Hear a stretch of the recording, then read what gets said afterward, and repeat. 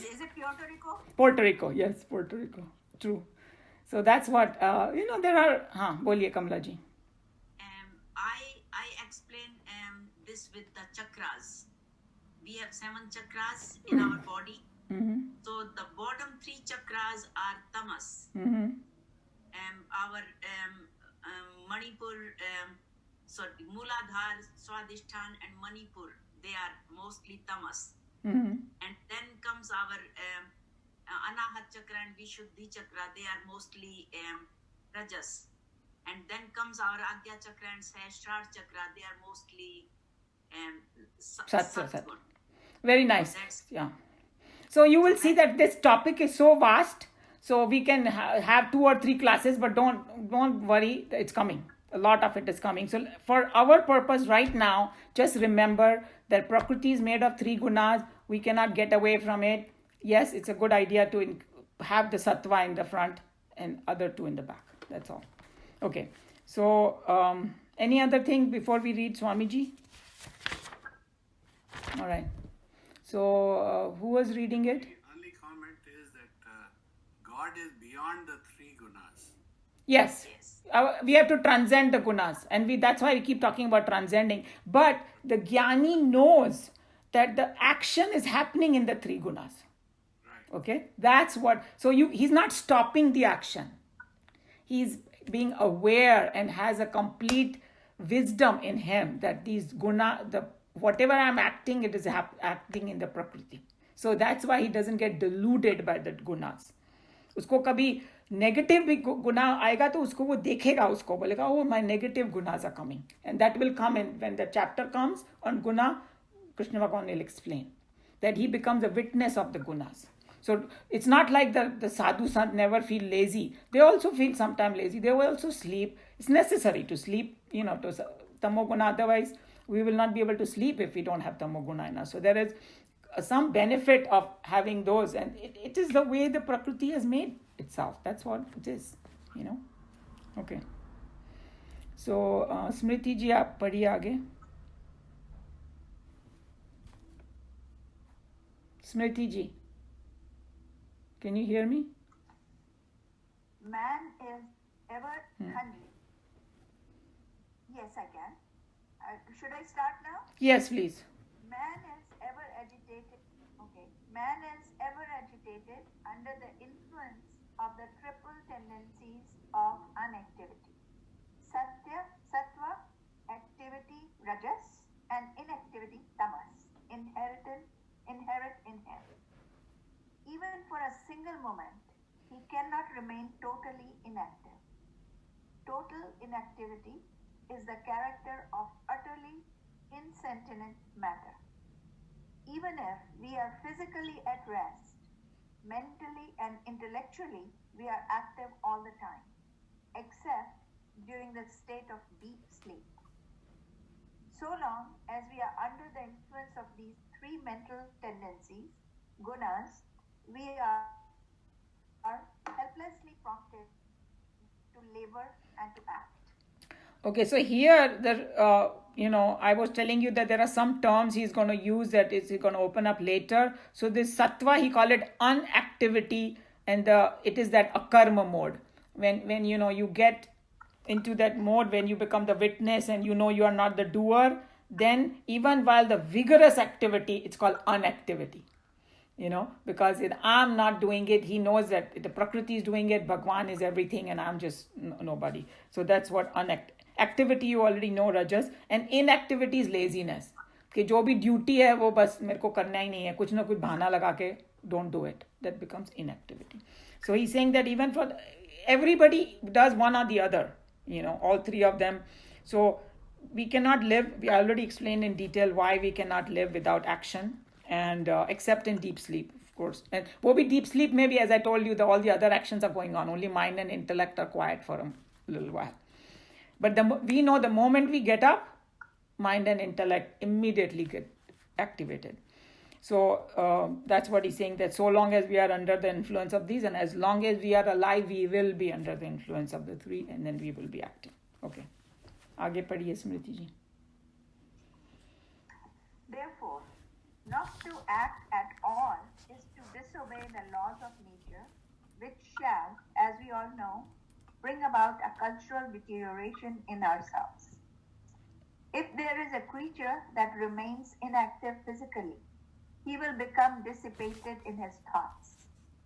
Therefore, the Gita advises him to act vigorously with the right attitude of mind, so that he may avoid all internal waste of energy and learn to grow in himself. So, see, that's why the advice of Gita is that, if we disobey the law of nature, if we become inactive, not inactivity, inactivity. So if we become inactivity, there'll be cultural deterioration in ourselves. And then, we already discussed that, you don't need to be a rocket scientist to know that if you become lazy, कोई development कुछ नहीं होएगा. जो भी companies में people become lethargic and lazy, it start going downhill, So activity is very important to do for a progress of this universe. But you do it with right attitude of mind. That's the main thing. So action itself doesn't mean anything. What is motive behind it, was attitude behind it is everything. There are many actions which may look extremely noble, and people might do a lot of talis, oh, such a great man and all that, but sometimes his motive may be totally not so great, and when you say the law of karma is judged on those kind of things. That's why when they say, oh, why do good people suffer, there is, like our teacher used to say, there is no mistake in God's math, and people who are accountants over here in this group, they know कि अगर एक पैसा भी कम होता है, we have to go 100 times to see कि कहाँ गया वो, and we have to be so balance everything and blah blah. So अगर हम ये earthly plane पे इतना balance करते हैं तो वहाँ पर तो perfect है. But then we think that, oh, I've done such great things and all that, and why am I suffering, But are my motive clear behind it? And then I'm bringing so many sanskaras from previous lives. I don't know what I've done in my previous life. So, the bigger picture may be totally different than what I think I should be getting or deserving and all that. So we have to remember those kind of things, in this context. Okay. Where did you finish? Yeah. The last sentence. Yeah. Now, the one who knows not the self, it is not right for him to neglect the duty enjoined on him. So he's going to tell कि जिसको not for him who knows not the self, is it not right to neglect the duty? He's going to open it up, the whole concept more, and it is something like this. Okay, but I cannot stop the action, but if I forcibly try to do that and meditate, then what can happen? Okay, the danger he's telling you. And that's why I said that in the next verse, he comes out very strong and he uses very strong word, and Swamiji even uses more stronger word. But please don't misunderstand him. He's just telling us how to refine our karma yoga and how to refine our meditation and all that. He's not saying do this or don't do this, and so don't take it wrong. Oh, Krishna Bhagavan is saying don't meditate, just keep doing action. That's not what he's saying at all. So we have to kind of read it in the correct context with the open mind. Okay. So the next verse, let's see. One more thing is that the soul actually doesn't have any of these tamas, rajas, and gunas. So that is why when we are doing activity, also we need always also look inwards and be like a witness, as you said, So actually nothing touches the soul. These are not attributes of the soul. But when the soul identifies itself with the body, mind, and ego, then we have these gunas. Yes. And that's the whole goal in meditation, is to detach yourself or transcend, because the soul is pure. It doesn't have all these three. True. So next verse is Karmendriyani sanyamya aste manasa smaran indriyarthan vimudhatma Mithyachar sa uchyate. So, karmendriyani, organs of action. Hands, legs, all those things are organs of action. Speech. Sanyamya, restraining, means when you control these organs of action. Yaha, who. Aste, sits. Manasa, by the mind. Smaran, remembering. Indriyarthan, sense objects. Vimudhatma. Like somebody was saying that Krishna Bhagwan has used this word mudha many times. Mood means like Bewakoof bolos, huh? Murk, yeah. Bewakoof bolo, unintelligent, like murk. So, but vimud atma is a very interesting word. So, जब V लगता है ना आगे mood के आगे, तो मतलब very special kind of idiot, not just ordinary idiot, विशेषण idiot, So when V, कोई भी चीज के आगे V लगा है, इसका मतलब बहुत emphasis किया उसके ऊपर. Somebody said PhD in मूर्खता. That's what it is. Vimudhatma, that's the word. So I told you he's going to use strong words because he wants to wake us up. Go by my prescription. Don't just jump to, something. Of deluded understanding. Mithyachar. And we know this word very well. Hypocrisy. I'm saying something and doing something else. Hypocrisy. Saha is he. Uchyate is called. So here he's saying, next person who got the book now that didn't read before ever. Anybody in the group? No? Is Sheila there today? Huh? Sheila, did she come today? Yeah, she was here. Oh, there, Sheila ji. You want to read, Sheila ji? No, Sheila ji's books are still with me. Oh, still with you. Okay. So here, then we have to go back to our old group who used to read. Who wants to read? Just unmute and raise your hand so we know who's reading. Okay. I guess, Shireen, you don't have that. Did you get that book? Okay, so then you can read Mandukya. Here, आप पढ़िए, Prem ji. Unmute yourself. No, wait. Unmute first, Premji. Huh. He who, restraining the organs of action, sits thinking in his mind of sense objects, he of deluded understanding is called hypocrite. So he's saying that, suppose we don't listen to Bhagwan, okay? And we say, no, I'm ready for meditation. So then he's going to sit down. He can restrain his organ of action, he's saying. What does that mean? Hands and legs, I can close. Even my Gyanendriya to a certain extent, like my eyes, I can close forcibly. Ears, I don't want to hear something. I go in a room and shut everything off and all that. Everything I can do. I'll be successful. I actually will feel quiet. I'll actually feel good. All those things are going to happen.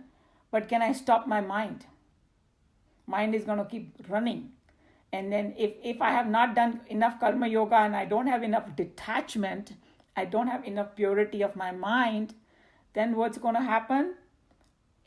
My mind is going to think of the इंद्रियों के जो विषय बोलते हैं ना जिसको कि मुझे ये करना है वो करना है, like our teacher used to say, to-do list आ जाएगी सामने. Because now, everything is quiet. Oh my God, I got to do this, I got to do this, I got to do this. To-do list will come. So he's saying what Krishna Bhagwan is calling that it's basically that person is deluded. He just doesn't know what is right thing and he's a mithyachari.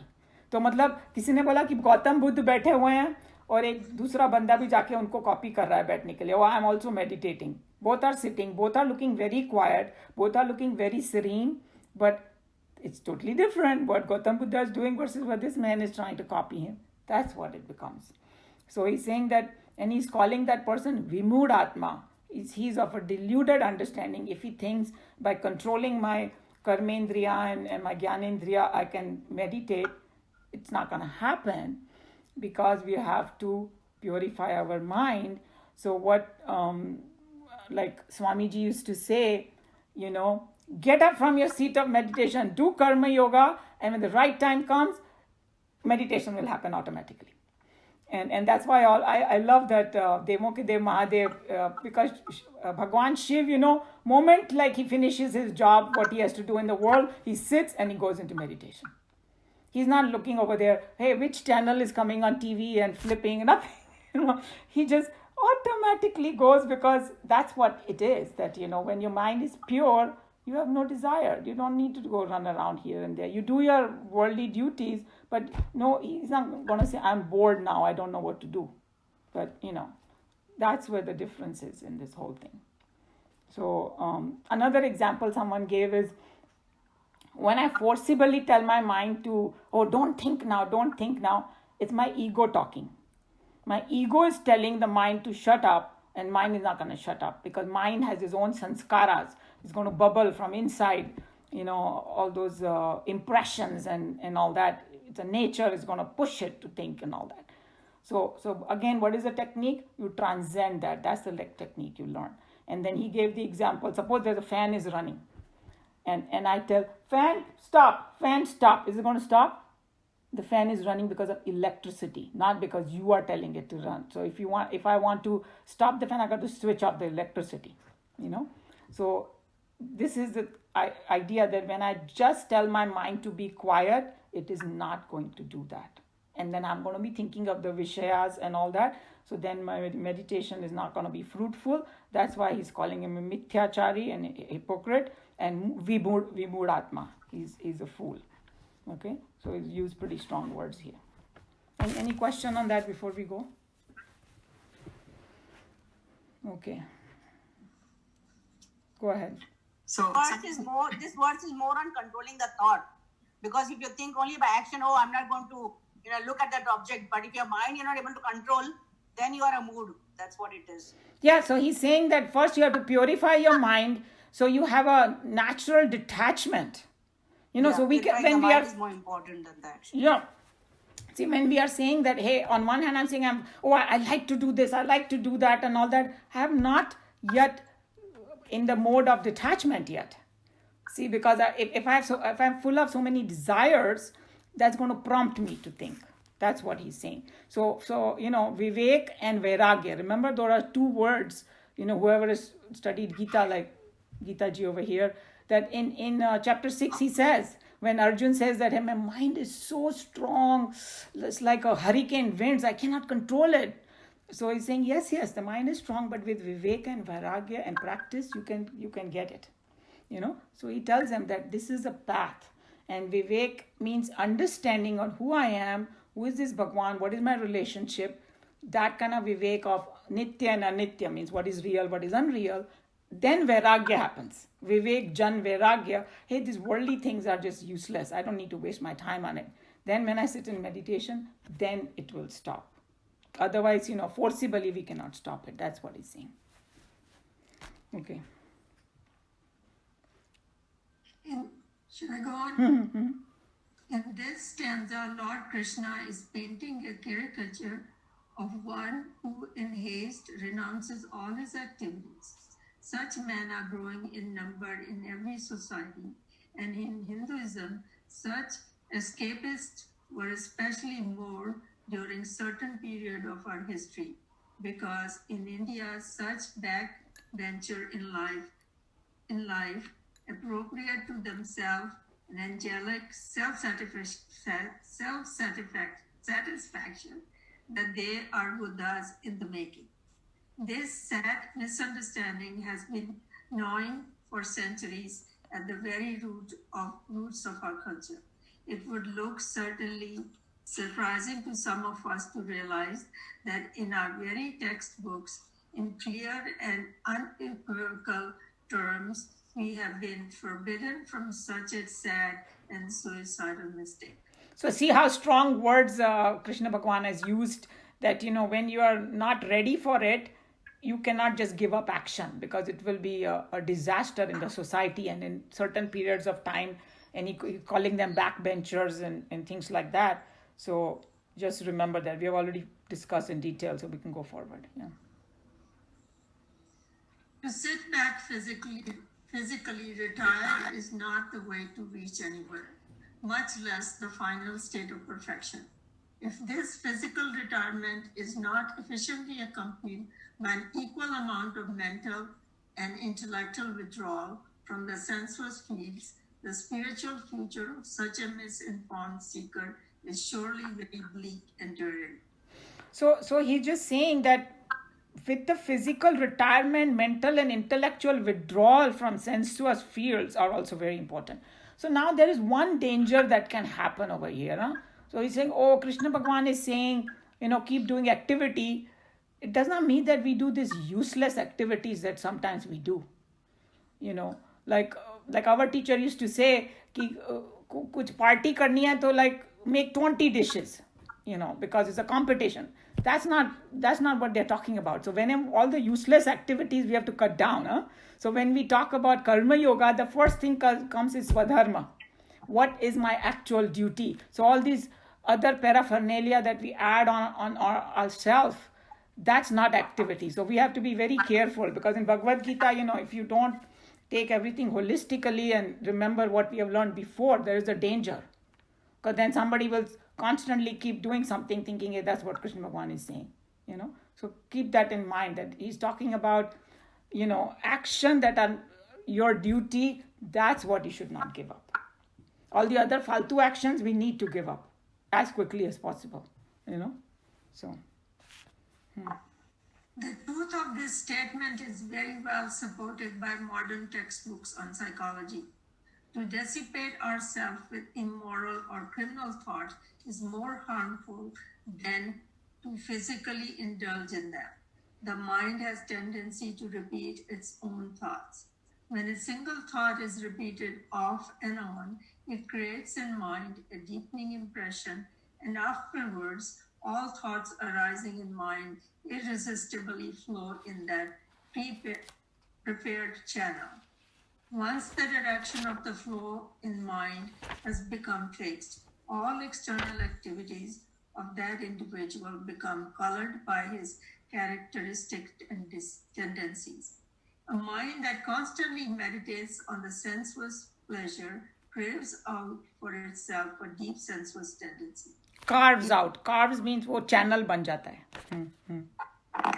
And ere long, we discover that individual is helplessly egged on to act in the external world as he had tragically planned for himself in his mind.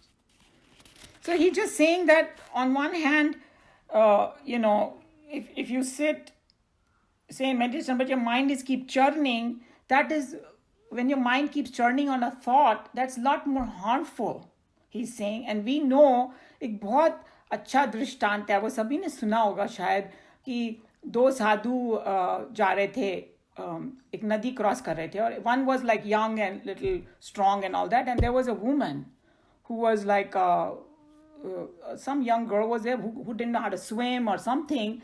So this sadhu picked her up and crossed the river, and the other sadhu got really scandalized, saying, sadhu ho ke tune us aurat ko utha liya, ye wo. So he only did it because to help the woman, and then he forgot about it. So later on, when they were having a discussion, so that young sadhu who had picked up the woman, he said, मैं तो उस औरत को कब का उतार चुका हूँ, तू ही उसको अपने सर पे लेके घूम रहा है. Means in your thoughts, you are constantly churning something is a lot more harmful. That's what Krishna Bhagwan is telling you. So just by pretending to sit when your mind is working too much, it becomes more harmful. So when that happens, we know that we need to go and do karma yoga to make our impressions and all that and clean our mind so that we can sit in meditation. So that's what he means over here. Okay, let's finish this, because even though it's got a little late. To give physically a show of morality and ethics while mentally living a shameless life of low motives and foul sentiments is the occupation of a man who is not a seeker of spiritual fulfillment, but as in term here, a self-deluded hypocrite. Certainly, we all know that even if we can physically discipline ourselves, it is not easy for an average man to control the sensuous tendencies at his mental level. So see, he used pretty strong words. Physical show of morality and ethics. Oh, I'm so great. That's like, but in mind you are like, in this modern world it happens a lot. Sometimes when people talk really sweet in front of you, but अंदर उनके वो जहर भरा होता है. They are thinking, conniving that how to pull this person down. Those kind of tendencies, talking about, oh, I'm very civilized, I have to speak nice words, but then I'm saying all the good things and पीछे से yeah, something like that. And so if you do that, you're a self-deluded hypocrite. So we can physically discipline, but to mentally discipline, that's the main success over there. And then we know that जब हमारा मन शांत होता है ना, तब हम लोग बैठ भी सकते हैं. बिकॉज अगर मन शांत नहीं होता है तो फिर हमारा फिजिकली भी बैठना बहुत मुश्किल होता है. वी कीप स्क्वर्मिंग एंड वो टाइम पे खुजली वुजली सब शुरू हो जाती है, because it's like we are disturbed in our mind, so the physical also becomes difficult. So you can read that last sentence and we can stop here then. Krishna realizes that an ordinary man would not know how to save himself from his natural instinct, and therefore he prescribes the following stanza. So now he's going to talk about further, obviously, that if somebody has that issue, there is a remedy for it. It's not like, oh, now I don't know what to do, so I can never meditate. No. He's going to prescribe everything, how to do it. So that will come next. Okay. So we can stop. And if anybody has a question related to these two verses or any comment, can go ahead. Anything? No? Okay. So I'm assuming that everybody understood everything. So we can go to the Mandukya. So there are two verses. We'll do one. That means next week we will finish Mandukya, and uske baad wala jo week hoega na, we will start Kathopanishad.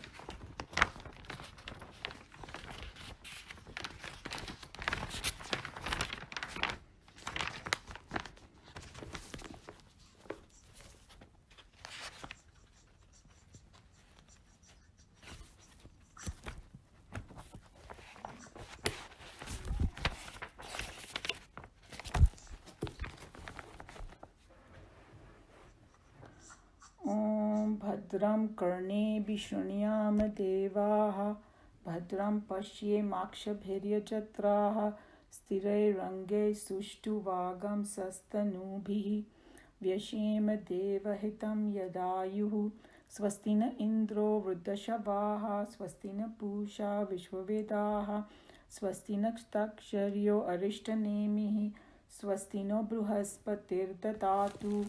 Om Shanti Shanti Shanti.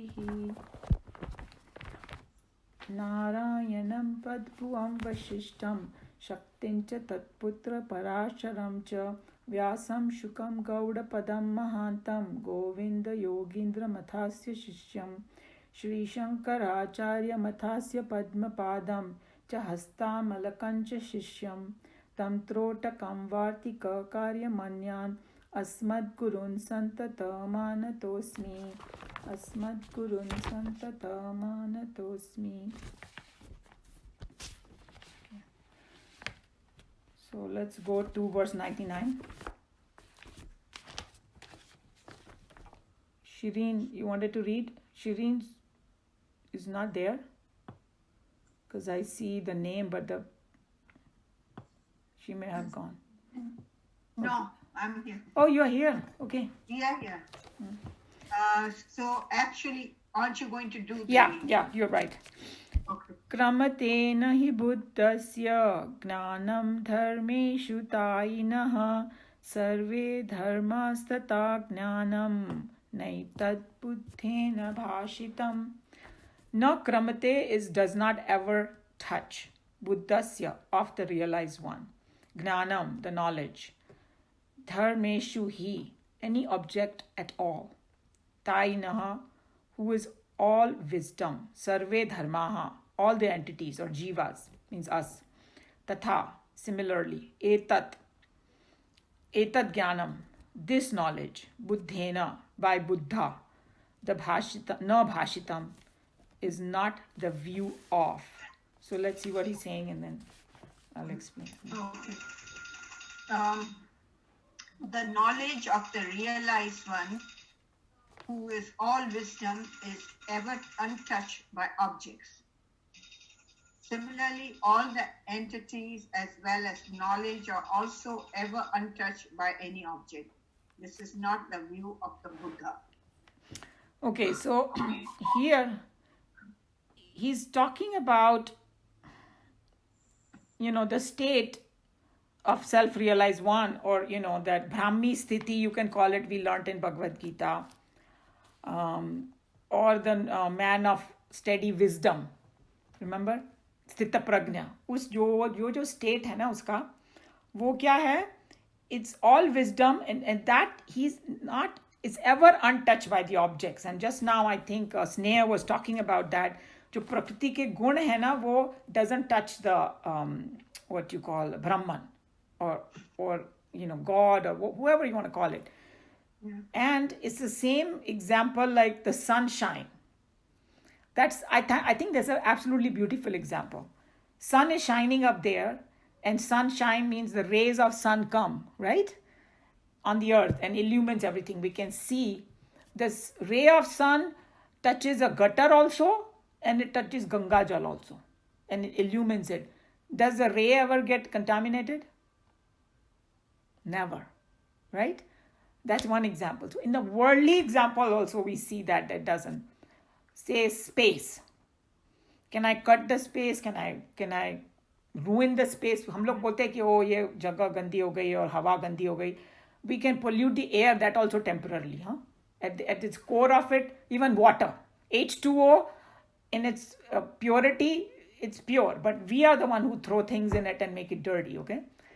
But the space is such, you neither can cut it, it cannot get contaminated. कितना भी बदबू वाली भी अगर हवा हो, it's not touching the space. The moment it goes away, space is clean. Or if there is a big blast, say a nuclear blast happens and everything around gets destroyed and all that, it cannot destroy the space. If we can understand those examples, this will become very easy to understand that, at that pure level, it is untouched by anything, and that is the whole crux of this Vedanta anyway, and of this Mandukya Upanishad. So similarly, all the entities as well as knowledge are also ever touched by any object. Remember we talked about that pure knowledge, that which is like when the light is shining and no objects are around, the light is still shining, and that's pure. Same way, knowledge and no objects to recognize, still it's pure knowledge. So that is untouched by any object. And then he added this very controversial thing over here, said this is not the view of the Buddha, because this was actually done at the time. The history, if any of you know, that Buddhism came 2500 years ago, but the Vedas were there before that also. So they always say that saints and sages come on this earth at the right time for the right purpose, because at that time the Buddha's teachings were the right thing for whatever the society was going downhill and all that. And Buddha's thing was like how to make oneself happy, because we are all in this sansar chakra and we are all so pis rahe hain isme, like a chakki ki tarah. So he's saying that how to get out of our miseries. That's what his goal. So when it talked about God, they say there are different views about Buddha. One is like Buddha was silent on the topic of God. Some people say, Buddha didn't believe in God. He just talked about, how to be happy. That's it. Some other people say, no, he was silent on the topic because he just felt it was not necessary. The crowd he was dealing with, he didn't want to go. Remember, Buddha, before he became Buddha, he had studied all the Shastras too. He was a regular Vedantin. But he took that path for a certain purpose. So, and one of the view is that Vedanta is like a big ocean that encompasses every kind of philosophy. It has room for every philosophy and more.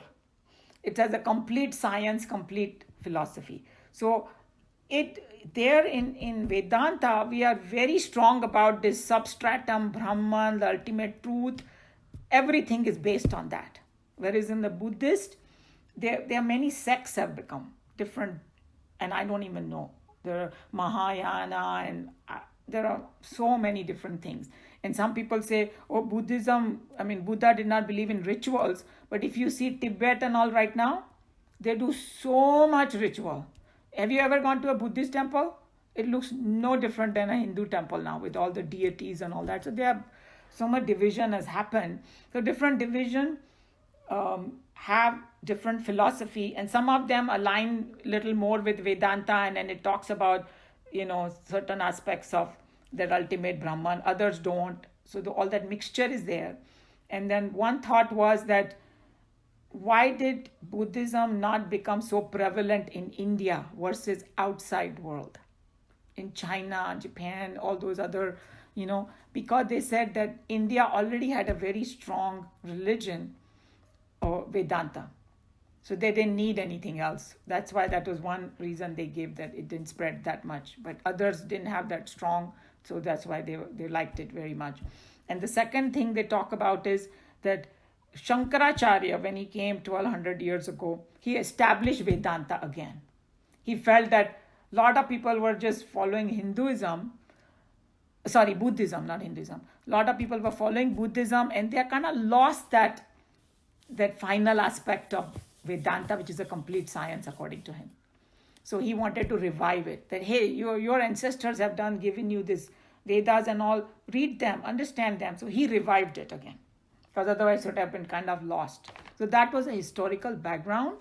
So he's saying that because he used the word, a Buddha word is also used for enlightened one, right?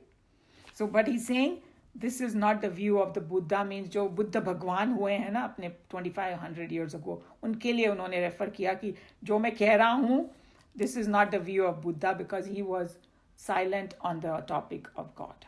That's where the background is. Yes. जो मैं कह रहा हूँ, who is saying this? Who wrote the Mandukya Upanishad? Okay, Mandukya, this is a Karika. What we are reading is a Karika shloks. So the way nobody reads Mandukya just by itself, because there are only 12 mantras. Okay, so if you pick up pure mantras that are only 12, and then Karika has this 209 mantras or something like that. I don't know exact number. I don't want to quote the exact number. I'm not sure. But Karika explains each mantra in huge depths, because the mantras are like capsule form.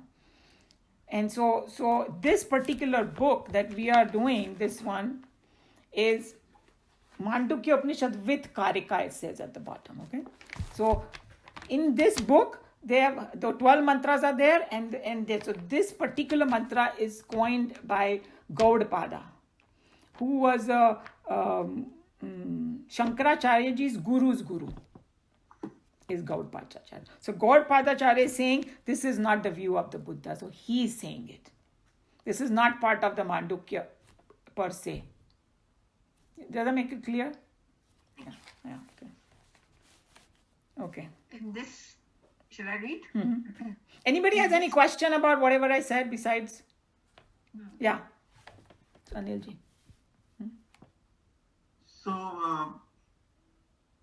is this saying that Buddha did not believe in Brahma? See, it's the word is Brahman. Brahman is ultimate reality. He did not discuss it. But some of the later versions of Buddhism, they have incorporated some of it. See what I'm saying? But Buddha as such was silent on the topic of Brahman. Because if you study the basics of Buddhism, it tells you that this world, you are misery में हम लोग हैं. और even Bhagavad Gita में दुखालय बोला गया है इस दुनिया को. दुख और सुख के बीच में हम लोग पिस रहे हैं यहाँ पे. He just said कि इसके बाहर कैसे आना चाहिए. ये अनित्य है सब. So there are, anitya of this world is a common theme between from Vedanta and them. That this world is all anitya, constantly changing, in flux. That's not you. And then but he didn't go as far as Brahman. No, that's true. That's why I said this is not the view of Buddha. Whereas Vedanta is like Tattvamasi, you are that. They straight take you to that Brahman. So that is the difference. Okay. So go ahead. Somebody wants to say anything?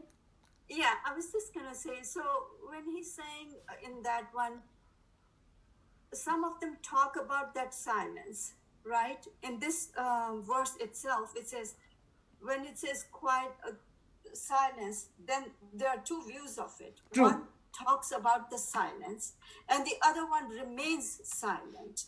Okay, there are two views of it. So when they talk about the silent, what does that Mean, yeah. what does that mean actually? Because they discuss further about what the silence meant or what the silence is, whereas Buddha didn't say, he just kept silent. Right. So Buddha का silence को भी उन्होंने interpret किया हुआ है. That's what you are saying. Yeah. True. So, but we don't need to worry so much about it. The reason he had to do that, because when he was writing this, 100 years ago, there was a lot of Buddhism and Vedantic में काफी debates होते होंगे, ये सब होते होंगे. So he just put it. अपने को इतना चिंता करने की जरूरत नहीं है. For me, I like Buddhism very much too, because Buddhism is no different than Hinduism or Vedanta, but Vedanta goes a little further. That's all. So you can get a lot of benefit from Buddhism also, because the theory of karma, everything is there. It is like, 75-80% is Vedanta only in Buddhism also, a simplified way. No? So we don't need to worry too much, but what you are saying, Meenaji, is true. And when we read, you will see that they will have a different interpretation of what it means, the silence. Okay. In this stanza, Godpada is summarizing his entire Karika and describes the living experience of the men of wisdom as pure knowledge, wherein there are no objects, and this objectless knowledge is knowledge absolute. But this pure consciousness is like space, untouched by anything that it suffers to contain in itself. So that now you know what I already explained to you, that it describes the experience of men of pure knowledge, objectless knowledge, knowledge absolute. All these words are used, and just think of it as pure consciousness or as a space that cannot get contaminated. And same thing Sneha was talking about, that the three gunas don't touch, the Brahman because of the same thing. Okay. This idea of the delusory world of appearances, discussed and explained in the Upanishads as the knowledge that is untouched by the objects, would seemingly look like the philosophy of the Buddhists, which also rejects the existence of external objects other than mere ideas. The days of Sri Godpada were the days of philosophy of Buddhism, and as such he had to add a proviso that Vedanta is not Buddhism. As Sri Radhakrishnan says, he, Sri Godpada, seems to have been conscious of the similarity of the system to some phrases of Buddhists, that he therefore protests rather over much this. His view is not Buddhism, Indian philosophy. So basically, like I told you, that there are similarities in it, but he's just saying that he just wants to tell the world, hey, this is not the view of the Buddha. That's all. Okay. Upon this portion of the text, there's a lot of controversy, and differences of opinion are expressed by the critics. Different critics have given different meanings and implications to this portion, wherein Sri Gaudapada declares that his philosophy is not philosophy propounded by Buddha. According to Professor Bhattacharya, this means Buddha said nothing. To some Buddhist writers, this means that Buddha said nothingness. While to other Buddhist writers, it means Buddha said nothing, for it was to be intuitively understood and not explicitly explained. The former schools of Buddhism reached nihilism, while the latter remain as absolutes. So nihilism is something nothingness or denying the existence of anything, and the other ones are absolute truth. So he's just saying that there are so many versions of Buddhism right now. And then when they say Buddha, some people say, no, Buddha was silence on the topic of God. It does not mean he did not believe in it. That's one view. But he didn't want to talk about it to confuse people, and he thought it was not necessary in the way he was teaching the way. So there are so many different ways, like Meena ji was saying, that यहाँ पर भी कितने सारे arguments are different. Oh, Buddha said nothing, Buddha said nothingness, because in there they use the word nirvana.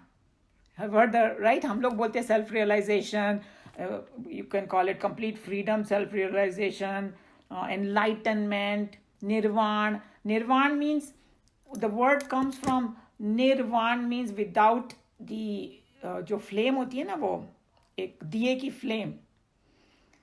flame को वाण बोलते हैं. निर्वाण means वो है ही नहीं, means हमारी जो क्या बोलते हैं, impression in my mind are all finished. That thoughtlessness जो हम लोग बोलते हैं ना, actionlessness, thoughtlessness, desirelessness, that is nirvana. That, I don't connect to it because this is all anitya. So it's the same philosophy. But he didn't discuss about that Brahman. That's all he's saying. However, metaphysically speaking, philosophy of Buddhism is nearest to Advaita in its dialects. And yet there's a soft and subtle distinction between the two, and that is a very distinct